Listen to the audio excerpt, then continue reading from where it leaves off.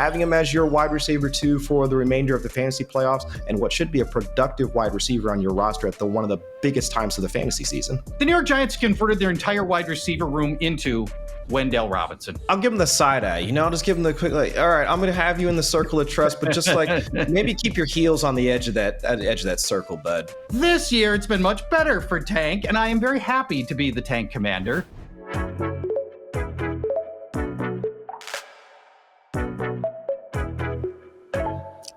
Hello and welcome to the Fantasy Life Show. Happy Monday, everybody. Hope all of your Week 14 fantasy hopes and dreams came true, and accordingly, we can now start to look ahead to the fantasy playoffs. Let's freaking go get that hardware. So I am your host, Ian Hartitz. It is a great day to be great, and accordingly, it is a great day to underreact, overreact to all of the happenings in Week 14 with a look ahead to, again, those ever-important fantasy playoffs. But I cannot accomplish this on my own, and accordingly, I am joined by Fantasy Life's finest, Chris Allen and Paul Charchian. Chris got a little bit of a, very meaningless, can't overstate that enough, but, an inner podcast rivalry here, Bengals Cowboys tonight. How are you feeling? I'm out. I've already talked to Freeman about this yesterday on the Sunday morning show. If we win, that just means our draft position for 2025 is worse. If we lose, or no, take that back. If we lose if we lose, it's just like, just add it to the pile of L's that we've had to stack so far this year anyway. So, man, they can't hurt me anymore, all right? You can't hurt me. Dwayne and Friedman, you guys can't hurt me. The Bengals can't hurt me anymore. I'm saying that right now, and I'm just going to watch the game. And then how about can we skip the Wednesday show? Actually, let's also do that as well so we can get on to, Week 15 as well. So I'm fine, though. I'm absolutely fine. Just as I started to get excited about the prospects of the Cowboys maybe landing Travis Hunter at the top of the draft, they've gone on a meaningless win streak. So we will see what happens there at a minimum. Maybe the, Simpson charade they got going on will be a fun time, but we'll worry about that later. Meanwhile, again, we got two teams that are, you could say among the worst in the NFL. And then we got Paul sitting pretty over here with the Sam Darnold-led Vikings. See the future, George? See the future, Sam Darnold? Okay, not for next year because he's going to be too highly coveted as a free agent. I think the closest he comes to being a Viking next year is possibly getting franchise tagged, and then the team trades him. I think there's going to be so much demand for him, and he's going to be so well paid that the Vikings are not going to upend their cap situation to keep Sam Darnold. But the way he's playing right now, I think he's eking his way back into the MVP conversation, which he was in at the beginning of the year. But if this team wins out, including Week 18 against the Lions, Sam Darnold at that point, I think will have to re-enter the MVP conversation. Not there yet, but we're starting to see him climb back in a little bit. It is wild how well the man's played. He's had some duds. We all get it, but what quarterback hasn't this season? You guys know what I'm saying. So I understand they used that high first-round pick on J.J. McCarthy. I, too, do believe that Darnold will be on his way out eventually. But, man, what a comeback story. Kevin O'Connell has done it again. But more on that guy, Mr. Darnold, here just in a little bit. Fellas, let's recap what was, a fairly mundane Sunday Night Football. I think we can say the Chiefs did take down the Chargers 19-17, winning on the right side of a doink. Matt Nagy finally coming out, on the right side of history there at the end of regulation. So shout out to the Chargers for covering us 4-point dogs under cash here at 43. So Chris, really, with the Chiefs, more or less business as usual.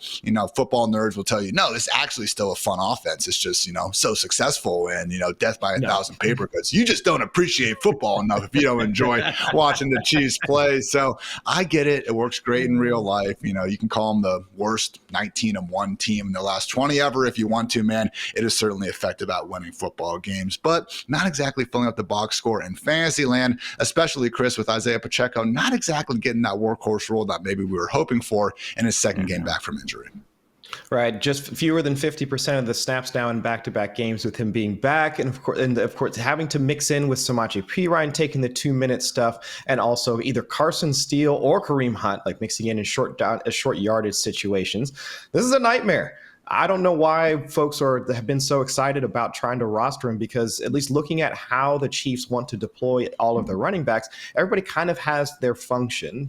Pacheco working in on the early downs or long down and distance situations, Samaje Perine coming in those third down and obvious passing situations, or mixing in the 2-minute drill, and then Carson Steele and Kareem Hunt coming in short down. Like, everybody has like their part to play in the backfield for the Chiefs. And until there is some sort of until the touches start to condense around any of them, which doesn't seem to be the case.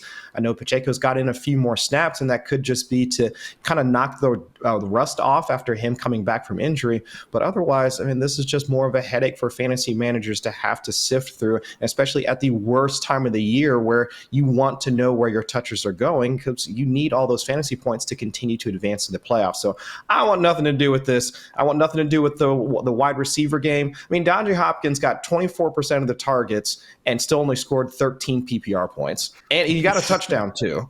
This is no fun. This is no fun for anybody outside of folks that root for the Chiefs. So I'm kind of out right now. Shout out to those Chiefs fans. I'm sure they, really started, bleeding red, 5 short years ago. And accordingly, they're seeing all sorts of wins. So again, really a 3-headed backfield right now. Samaje Perine continuing to take those ever fantasy friendly 2-minute snaps. Kareem Hunt doing his thing in short yardage. Again, not trying to take away from those guys, but would be a lot cooler if Pacheco was getting featured. Might be waiting until the playoffs for that to happen, and not those fantasy playoffs when the Chiefs are going to be taking on the Browns, Texans, and Steelers. So pretty much business as usual.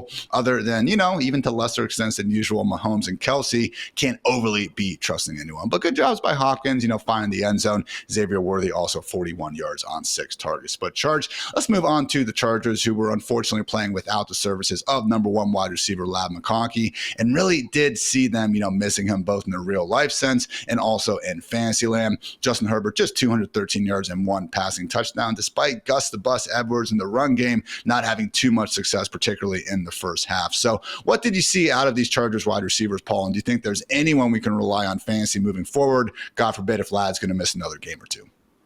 Yeah, no is the answer to that. There's nobody I would trust, especially here in the fantasy playoffs. We're down to half the teams left in the league, and you got to be starting sure things. And Ladd McConkey is the only sure thing among the receivers here, and maybe the entire offense in totality. Yeah. Josh Palmer tried to be the number 1. He's just not we know this. He's not. Josh Palmer's not a number 1 receiver. Will Dissly got knocked out of the game, compounding matters, because Dissly had from time to time put up some decent games, and backup tight end Stone Smart with a couple of nifty catches, but nobody you're going to start. I think if I'm going to draw your attention to any one thing, it's Gus Edwards' lackluster play. Here's his yardage the last 4 games. 36 yards last night, 32 yards, 11 yards, and 27 yards. He does not catch, and over those 4 games, he's averaging 3.6 yards per carry. He is killing anybody who starts him. If you do not get a touchdown, Gus Edwards murders your team. Kamani Vidal, we had hoped to get some more promising looks at him. Honestly, has not popped off the screen. J.K. Dobbins, you can't come back soon enough. Going to be at least 2 more games on IR for J.K. Dobbins, but I agree, man. As much as I would hope for, Kamani, but I'll take over, because clearly Gus isn't giving us much right now. Not exactly seeing that out there. 53% snaps for Kamani, but still just 33% of the carries, 47% of the routes. Not quite going to get it done. So certainly a better matchup next week against the Buccaneers, Broncos, and Patriots after that. So again, please get back Ladd McConkey. Quentin Johnson was able to hold on to the ball mostly out there, caught 5 of 7 targets, 48 yards. Of course, had another wide open touchdown, as he is known to do. And then Josh Palmer, team high 78 yards on 9 targets. Would have been a lot cooler if Herbert didn't miss on that potential 82-yard touchdown. Keep an eye out for that. Yes. And, critically acclaimed Sheesh report that will be released tomorrow. But guys, that was your Sunday Night Football wrap up. And now a quick word to our friends over at Knockaround.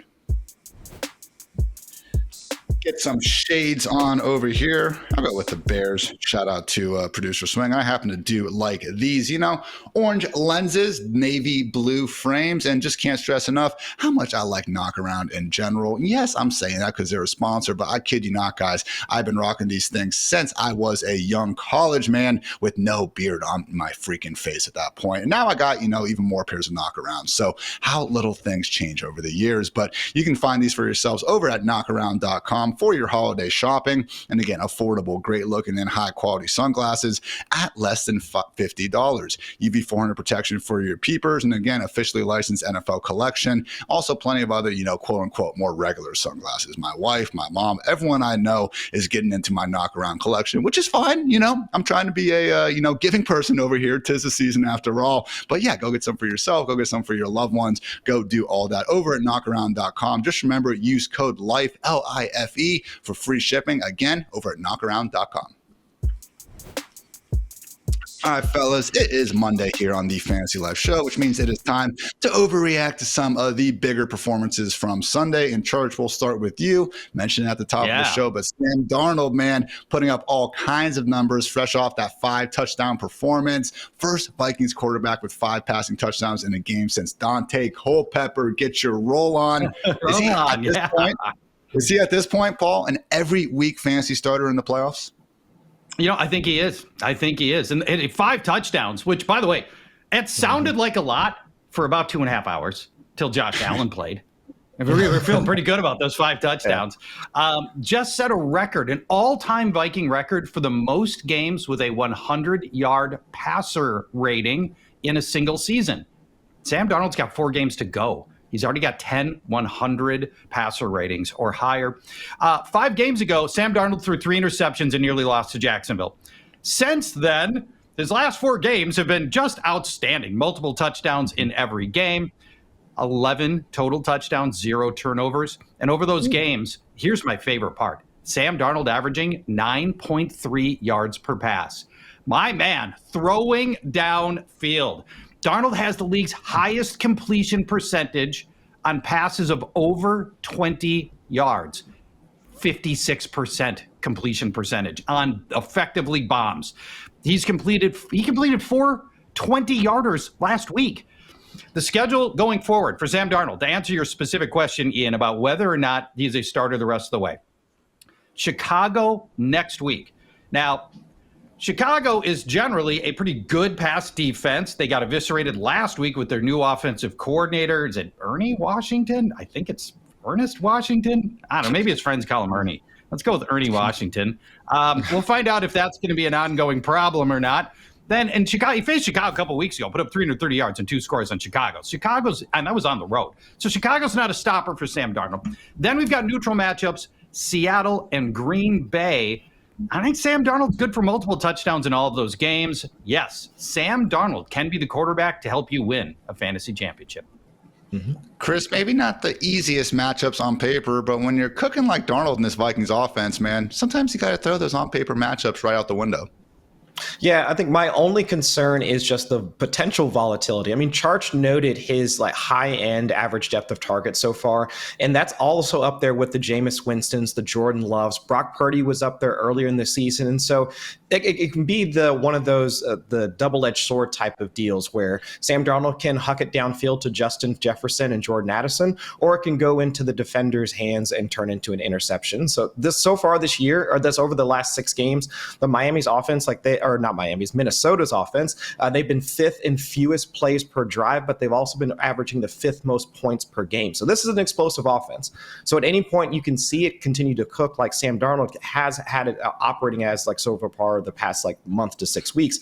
But at the same time, I mean, it could be one of those where he might have one of those bonehead plays, or might have to shuck some pressure, and then it might turn into a turnover. So that'd be my only general concern with Sam Darnold. But with him averaging over 281 passing yards per game over the last 6, 4th most in the league, I mean, you have to have him in the QB1 conversation, especially at this point as we head into the playoffs. Great to see him really rounding into form after having a little bit of a drop off in the middle of the season, kind of like that, horse meme guy where everything's super well drawn to start and it starts to fall off and become a scribble. But lo and behold, man, the dude is getting it done here lately as well. So what a comeback story. I'm sure there's going to be many, many millions of, dollars waiting for him here once he hits free agency. No free agency coming up, but probably a good thing for Mr. Bryce Young, who certainly now seems like the Panthers quarterback of the present and future, Mr. Paul Charchian. Now, I did not exactly write this question down, but I'll ask it to you anyway. Bryce Young, better than CJ Stroud?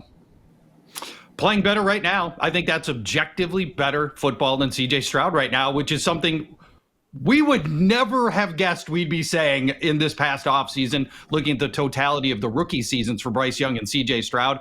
And really, tip of the hat to Dave Canales, who is emerging as one of the great quarterback coaches.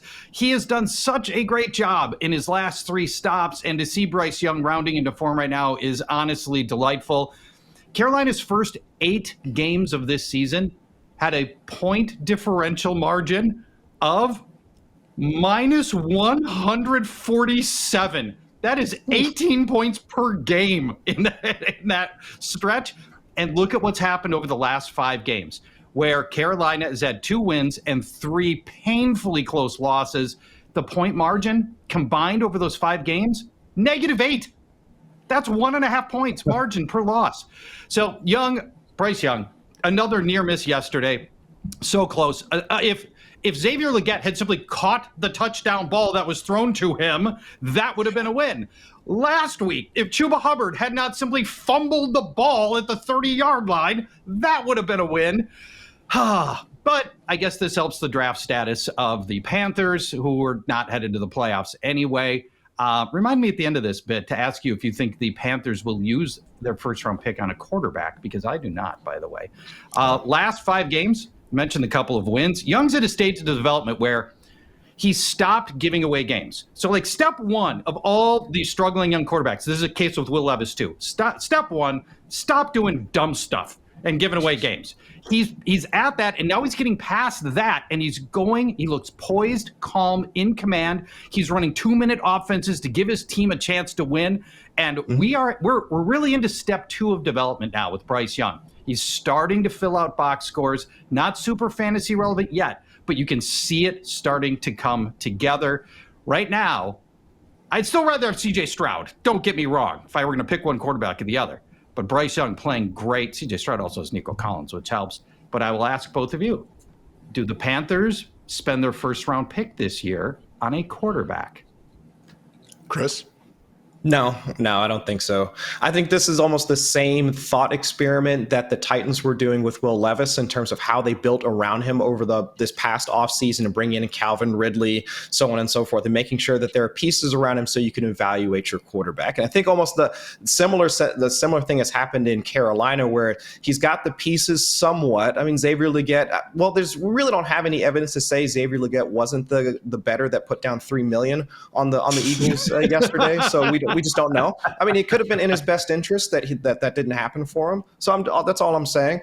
But regardless, I would say that with Bryce Young playing so well right now, EPA per drop back up, also his third down conversion rate, and just limiting those negative plays, I think that is where we can see him starting to at least be better or more a part of the conversation between him and CJ Stroud. But I'm also with you, Charch. I would still want Stroud as my QB1 if I were to rebuild a franchise, because we're still seeing all of the high-level throws from Stroud at this point. It's just more of is he still prone to having some of those, I don't know, just boneheaded mistakes? And that could be just from having a bit of shell shock from the offensive line injuries, not having Nico Collins throughout most of the season, losing Steph Diggs and also in the middle parts of the season. So I'll give credit where it's due to Bryce Young and how he's playing right now. But I would say, come on, guys. We know that Stroud is probably the better passer of the two.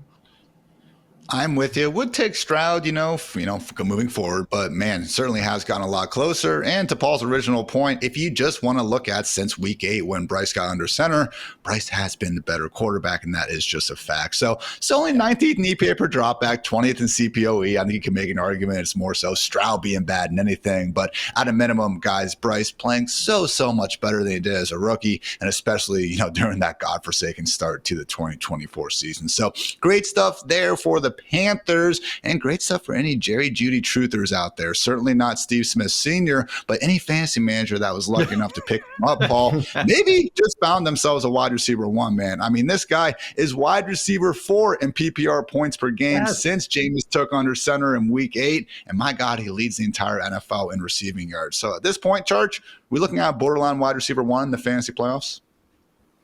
Why not? Why not? He's just crushed 2 of the best pass defenses in the league, Denver and Pittsburgh. Touchdowns in both games, 300 total yards against Denver and Pittsburgh, those secondaries.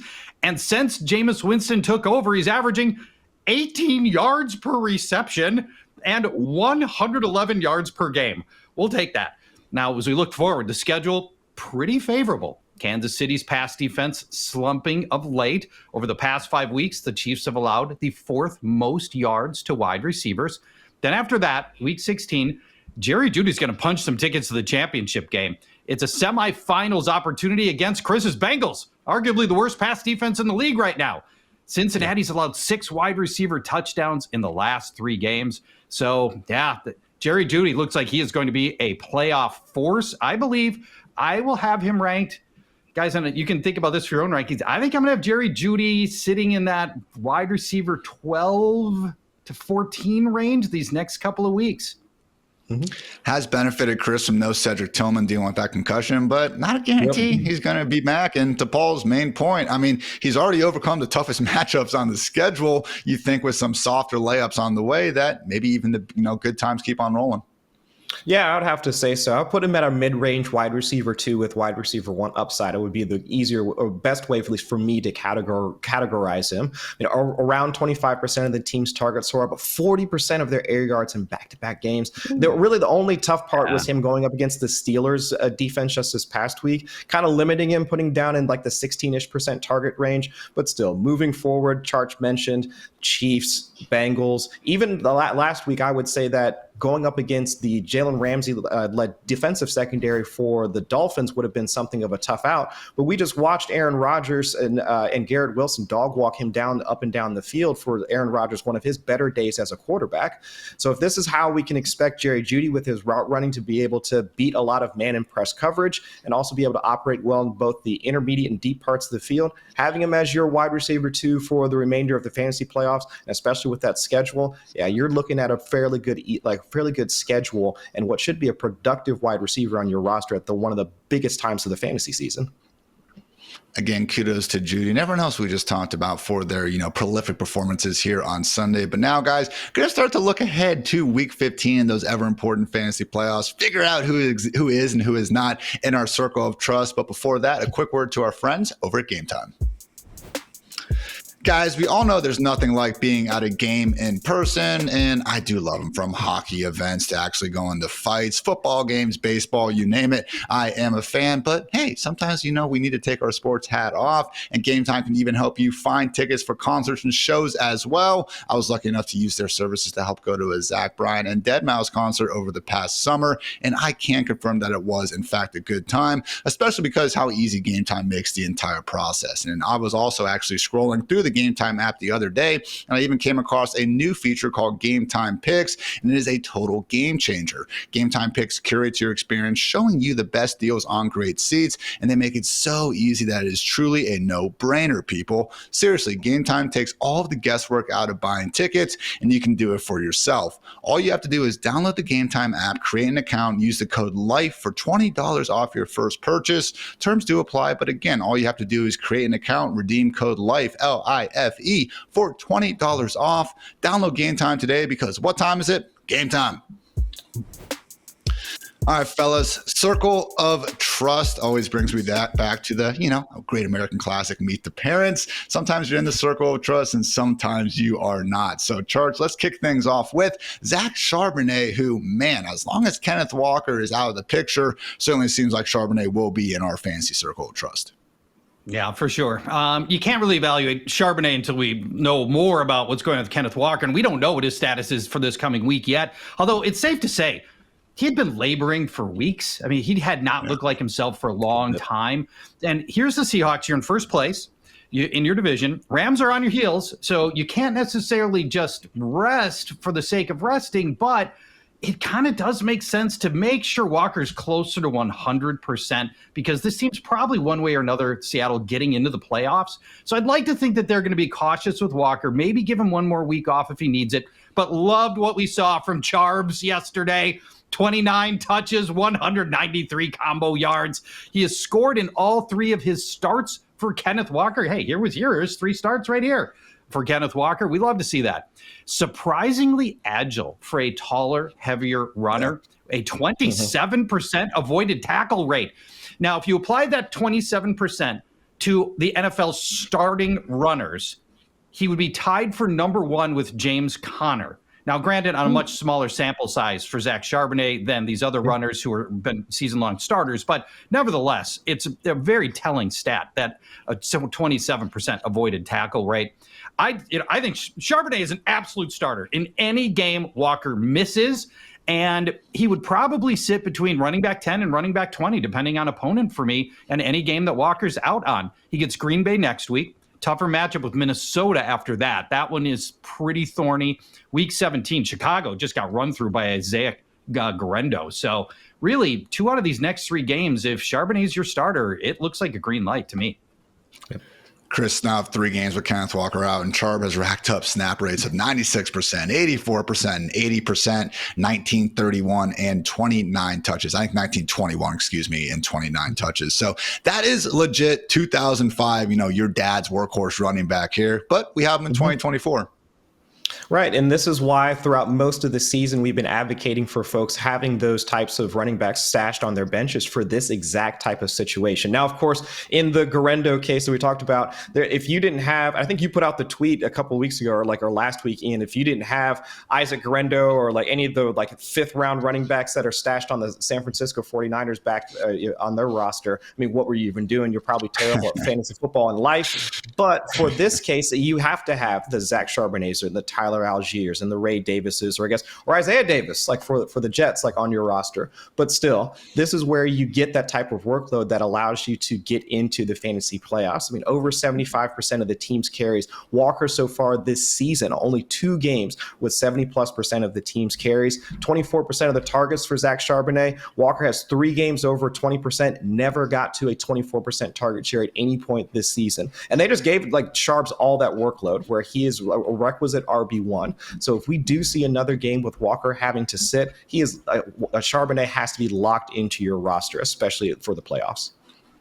Seahawks tied for the 3rd most total running back targets this year. So even if that offensive line isn't exactly pushing piles, should have more than enough PPR friendly usage there for Charb to keep on keeping on. For me, he will be a top 10 running back this week if Walker is sidelined. Let's talk about someone who maybe not cracking the top 10, but is certainly rising up the ranks, Charge, because Sincere McCormick out here, slowly but surely taking over that Raiders backfield. Yeah, Sincere McCormick is a great story, and we'll talk about him in a moment. But first, I'd like to show you some of my favorite people that have adjectives for first names. We begin with these 3 people. Can you identify these 3 people with adjectives for first names? Chris, Ian. I don't know any of these people. Well, that's Gene Hackman, it looks like, on the right. It but is I don't know playing the role of... I don't remember that movie that he's in. Royal Tenenbaum. Oh my gosh! Hackman. Yeah. Yes. Royal Tenenbaum. They named the film after him. The guy in the middle. Any guesses? No, cannot remember his name either. LeBron James, right-hand man, sports entrepreneur, and Maverick. Fantasy life investor. Yes, Maverick of course. Carter. Yep. And on the left, Tony Award winner, 3-time Primetime Emmy Award winner, 2 Golden Globe Award winner, Hope Davis. Oh, okay. Nothing. I wouldn't have got that one. Did you see Succession? She was all over Succession. It's a good show. I've got 3 more people. Yeah. I have 3 more people with adjectives for first names. We'll see if you can do better on these. Oh my God. Is one of them Sincere McCormick? No. No. The one on the left. Seriously. Christian Bale. Christian Bale. Yeah. I was like, how is it? I keep thinking I was like, how is Christian Bale? Yeah. All right. Now I get it. Star, the best movie ever made, The Prestige. So he's in the middle. Goldie Hawn on the left, Academy Award-winning actress, notable for her national debut on Laugh-In in the 60s. She married Kurt Russell and gave birth to Kate Hudson, actress. That's Goldie Hawn. And the last one I didn't think anybody would get. Anybody watching even gets, I'll be very impressed. That's Ernest Shackleton, the knighted polar explorer and leader of the greatest true story of human survival ever. Sir Ernest Shackleton. So you've got Hope, Maverick, Royal, Christian, Goldie, and Ernest as your people with adjectives for first names, which brings us to Sincere McCormick. Sincere McCormick is going to be this year's Zamir White for Antonio Pierce. You remember last year, Antonio Pierce gave a long look at Zamir White as his workhorse back in December. He knows what he's got in Alexander Madison, and he knows Madison's not really a factor going forward. Pierce can, should, and will give Sincere McCormick plenty of run down the stretch. He's averaging 5.5 yards per carry. Madison's 3.3, and Zamir White, for what it's worth, is 2.2. Yards after contact, 3.7, which is great. He's long and short of it is, because I've already talked for a long time, he is going to get a lot of work in a favorable matchups coming up against Jacksonville and New Orleans rest of the way. There are some nice opportunities here, and McCormick's going to be a flex-level starter for the fantasy playoffs. Well, Charch, boy, do we have a surprise for you. Chris, show us your pictures. No pictures. Got nothing. The picture would just be me. It'd just zoom in on me for a second. That's all you got. And me trying to be sincere or earnest. How about beautiful? Analyze. Yeah. Beautiful. Aww. Handsome. I appreciate that. I need some of those comments at this point in the season, Charch.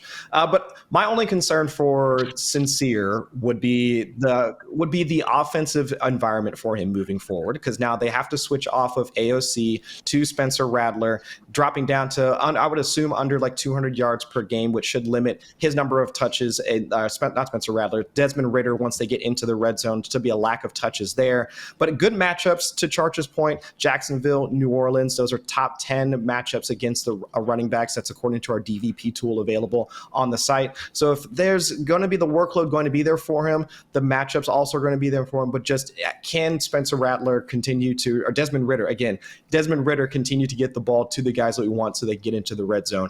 And that's my only concern for Sincere. But give him the workload. So low end RB2, high end RB3, I think that might be a good spot for him in the ranks. 17 touches last week. If that keeps moving in a positive direction, I am with you, Chris. Not going to be knocking on that RB1 door, but it's going to be tough to rank, more than 25 or 30 RBs ahead of him. All you can ask for sometimes in that flex spot. So, fellas, let's talk about another running back who did have some nice, usage pumps up last week. Tank Bigsby, Charch, someone who I know we've been talking about all season long, has the advanced stats as a legit, stud this season. We've just been waiting for him to take over the backfield from Travis Etienne, and at least in week 14 certainly looked like he did. It certainly looked like he did. Now, in the military, the person who runs a tank's crew is called the tank commander. This is the person with the longest track record with the tank. In any gathering of fantasy people, I am the tank commander. And here's a selfie right here of me as the tank commander. I've been on Team Tank since the rookie draft 2 Aprils ago. I spent way too much time pounding the table for Tank as a rookie in the offseason. And as you may recall, that all blew up in my face for his rookie year when he barely saw the field, had some ugly fumbles, blah, blah, blah. This year, it's been much better for Tank, and I am very happy to be the Tank commander. Last week, 18 carries for Tank, just 4 carries for Travis Etienne, although he did have 4 catches. And I often think to myself, if I were Doug Peterson, and thank God I'm not Doug Peterson, bank account aside. I'm happy to not be Doug Peterson. In fact, I'd rather be the weaponsmith at Alec Baldwin's dinner theater rendition of John Wick. God. So dumb. Sorry, so dumb. Anyway, if I am Doug Peterson and I want to go do the best thing for the Jaguars in another lost season with a backup quarterback, let's find out if Tank Bigsby is a workhorse back. Is he every bit as good as the metrics would suggest? He ranks number 1 in yards after contact. He ranks number 6 in yards per carry. He ranks number 2 in avoided tackle rate. He has no fumbles lost this year, which is key differential from last year. So, Doug Peterson, from one tank commander to a head coach, can we please just give the ball to Tank the rest of the way? Chris, the few times we have seen the Jaguars in a position to feed Tank, not getting blown out, things have actually gone pretty well. You just heard, Charch's lovely, silhouette towards Tank over there. But the problem is this offense doesn't make a habit of having leads. They've scored 7, 6, and 10 points in Mac Jones's 3 starts. All that to say, you look at the upcoming schedule, Jets, Raiders, and Titans, maybe this is a Tank-friendly stretch. least 2 of those games. The Jets, since they popped up this past week against the Dolphins, I could see a scenario where there's a bit of back and forth play against them. But overall, seeing Tank mix in for like around like 80% of the team's carries and really putting ETN back into that RB2 category, it does push Tank back into that RB2-ish conversation. I would almost consider him in a similar spot to Sincere McCormick, where the offensive environment is going to be one that we're going to see as being mostly volatile on a week-to-week basis. Not going to want to trust having a backup quarterback, or at least for the Raiders now their third quarterback, and then now for the Jacksonville Jaguars their second quarterback operating the offense. So it's going to be a low-end RB2, high-end RB3 type of situation for them. So if you don't have better options out there, at least considering the workload for Tank is worthwhile for the playoffs.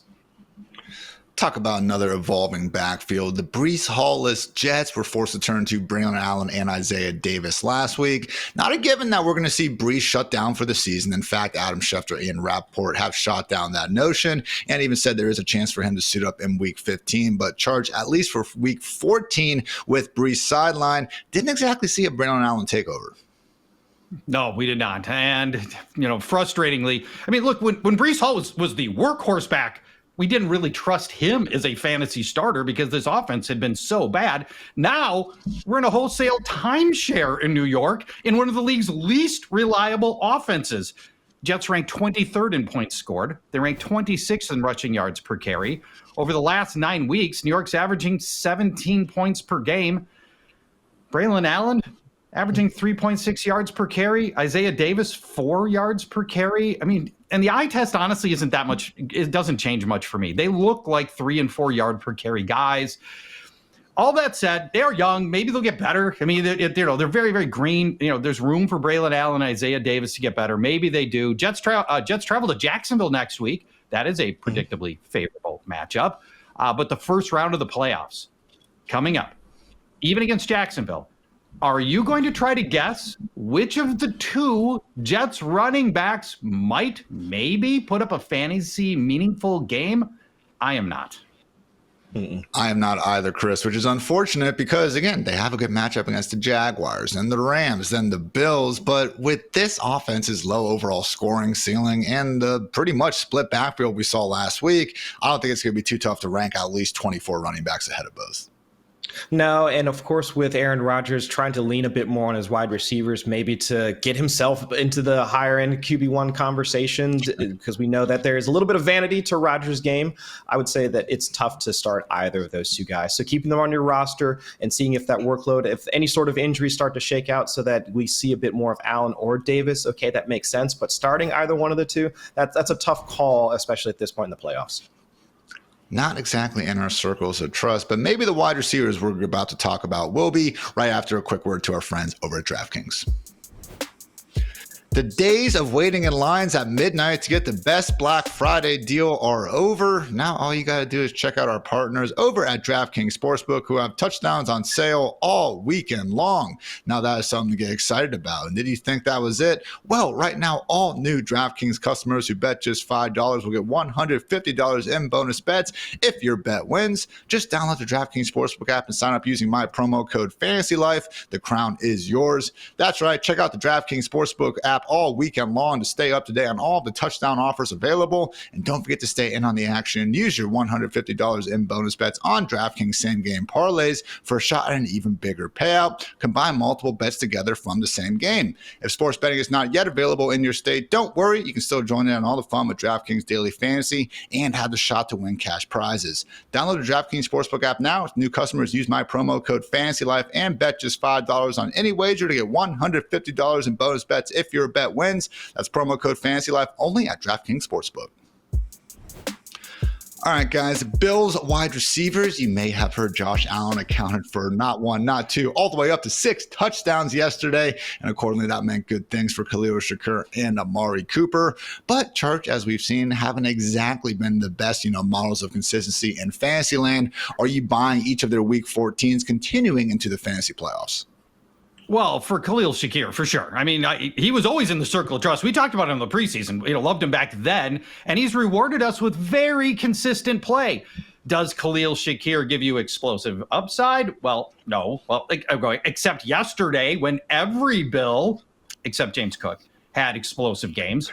Shakir has a staggering 80% completion rate. He has scored double-digit PPR points in 10 of 12 games.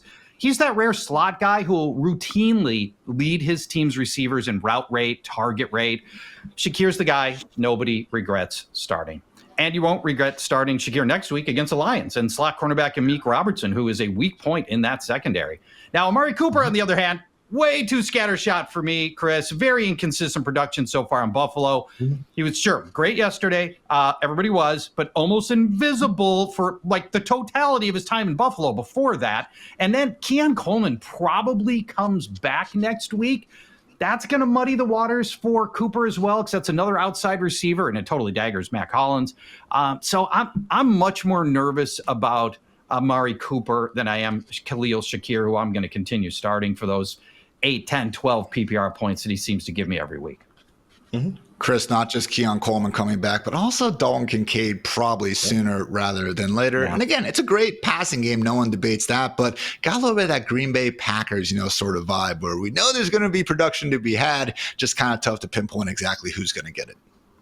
Yeah, and I think it's especially for this past Sunday, it's can the Bills get pushed into a script where Josh Allen has to push the ball downfield? They've only allowed 30 points in just one game this season, and that was against the Ravens all the way back in week 4, which feels like a lifetime ago, and just 25 points or more in 3 games so far this season. They really need the game script for Josh Allen to really start pressing the ball downfield, and so that's where I can see a scenario where unless we have those types of matchups, I don't know if he's going to want to target Amari Cooper and Keon Coleman and Mac Hollins, he of the guy that does not like soup all the way downfield and allowing them to get into the end zone.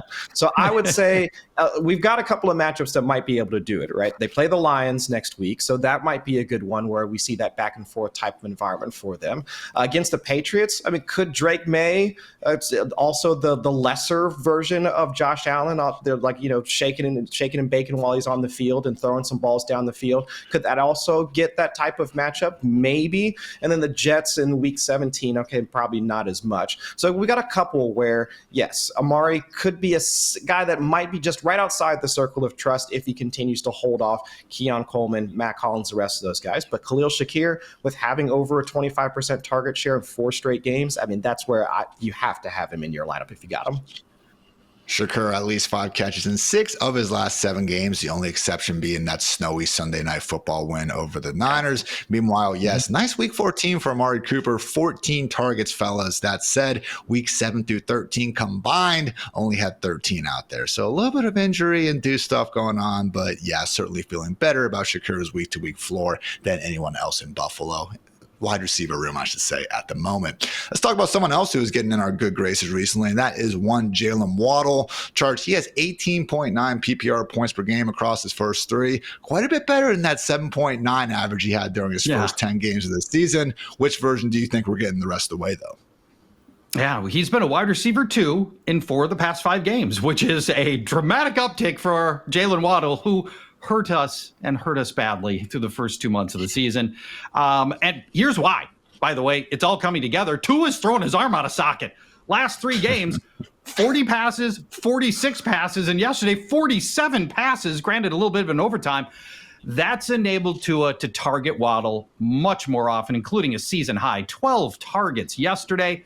Waddle running more routes than ever before correspondingly. In the last 3 weeks, Waddle posted season highs in routes run in all 3 games. Now, as we look ahead, scheduled, I'd start Waddle this coming week against a sagging Houston secondary and week 17 against Cleveland, weather permitting. There is a side note here that I think we should talk about. The dolphin that's withering while Waddle's role is expanding, it's Devon Achane. Over the last 3 weeks, he's averaging 2 yards per carry, and he's managing to mask his rushing woes with some receptions. He's finding his way into the end zone, which we're glad for that. But Achane could end up falling out of the circle of trust. We're talking circle of trust this segment. He can end up falling out of the circle of trust with Mike McDaniel after the poor performances we've seen on the ground. And we're just seeing, his carries get dialed back a little bit as well. Certainly been a bit of a PPR scam this year, but don't hate the player, hate the game, or in this case, fantasy football format that you signed up for. Chris, that said, man, looking at these next three matchups, Texans, 49ers, and Browns. I mean, Texans and Browns are feeling pretty great about the potential for the Dolphins to light up that scoreboard through the air. 49ers, maybe a little bit lesser extent, but you know what? They also haven't been quite as dominant in recent weeks with injuries, specifically to Nick Bosa, not helping their cause. Yep.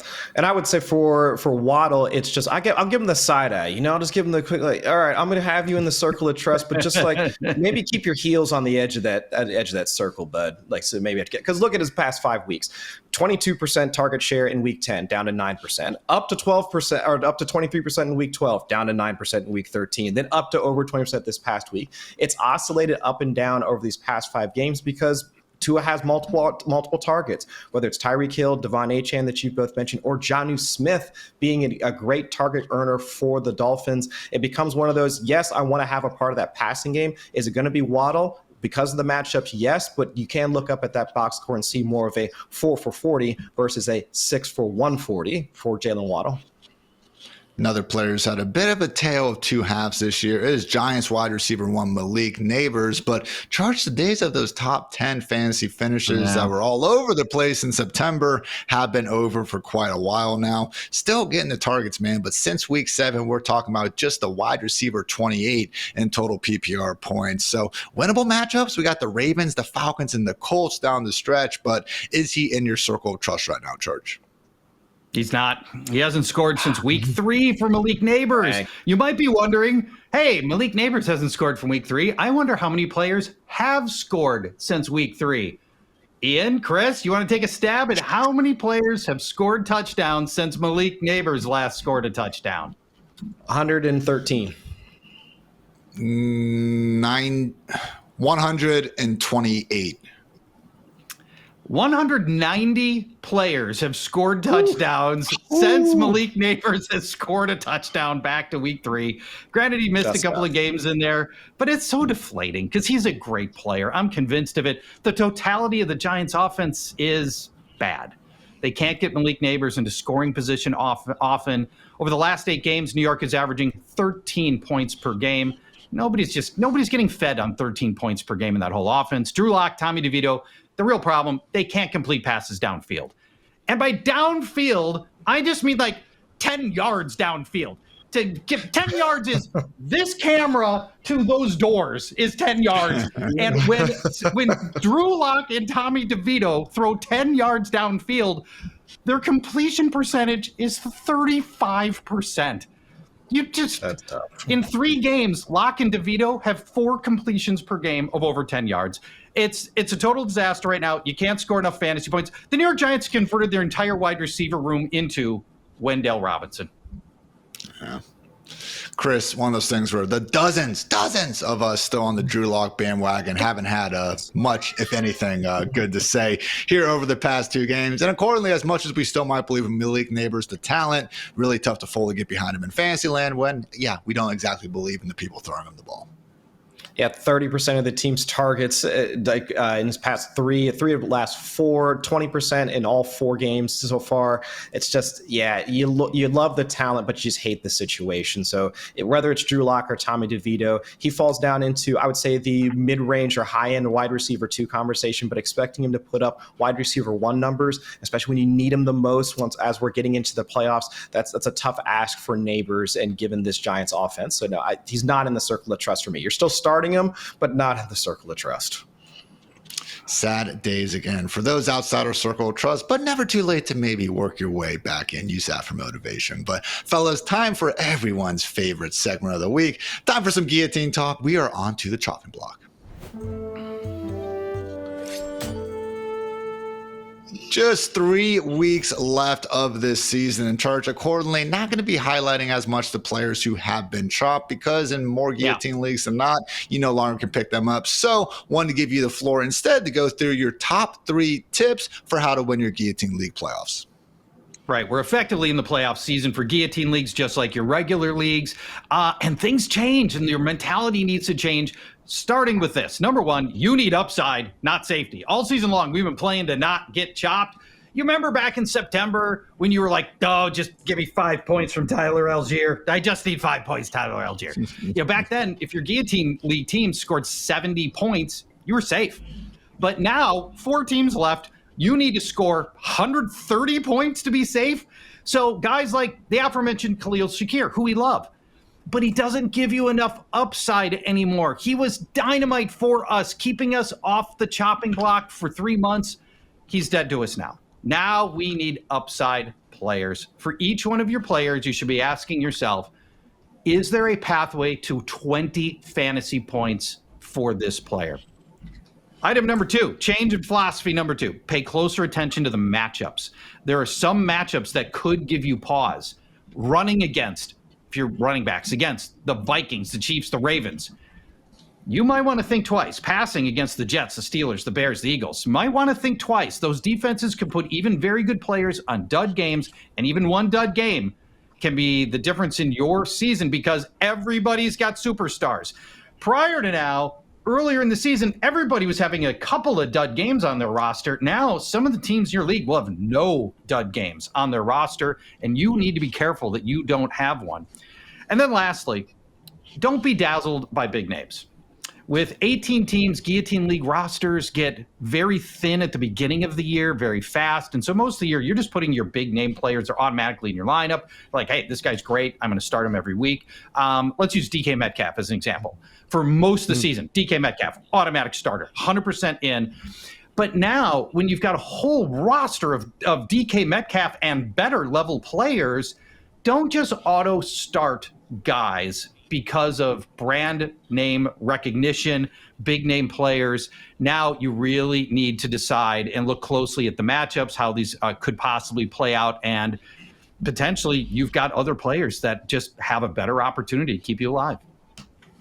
You guys heard it from the godfather of Guillotine Leagues himself, Paul Charchian, and make sure you check out the rest of our Guillotine League content throughout the rest of the playoffs over at fantasylife.com. But guys, before we get out of here, time to go a bit off the rails. Get that hat on, conductor Chris. What are we talking about today? We're talking about Bryce Young. I mean, the man that was just one drop touchdown away from really cementing himself as a top 12 quarterback, but still seeing him get into the QB1 ranks over the past couple of weeks, or at least outside in or just short of the QB1 ranks over the past couple of weeks. It invites the question of, should he be a top 12 quarterback? But I'm saying he's going to be. All right, the matchups for these next 3 weeks, I know they're going to be in the fantasy playoffs, and you won't have the same circle of or the same level of trust to start him. But Dallas, Arizona, and Tampa Bay in week 17 with the Carolina Panthers right now just outside the top 12 in yards per drive over the last month of action. And also Bryce Young also having one of the higher third down completion percentage in that same time frame. And Bryce Young working with his pass catchers. Let's hope Xavier Legette can come down with a touchdown. But right now I'm saying Bryce Young, top 12 rest of season. Let's get it. Keep pounding. There was a little engine that could joke in there, Chris. Well, it's okay. Watch the film and get better there. I'm just saying. So, guys, hope you enjoyed this edition of the Fantasy Life Show. We'll be back tomorrow, myself and Dwayne McFarland, going through all the sheesh from last week and looking ahead to week 15 with all realization goodness and waiver wire reports that you could ask for. So, for Chris, for Paul, for producer Matt, for producer Kelsey, I'm Ian. Thanks again for tuning into the Fantasy Life Show. And until next time, take care, everybody.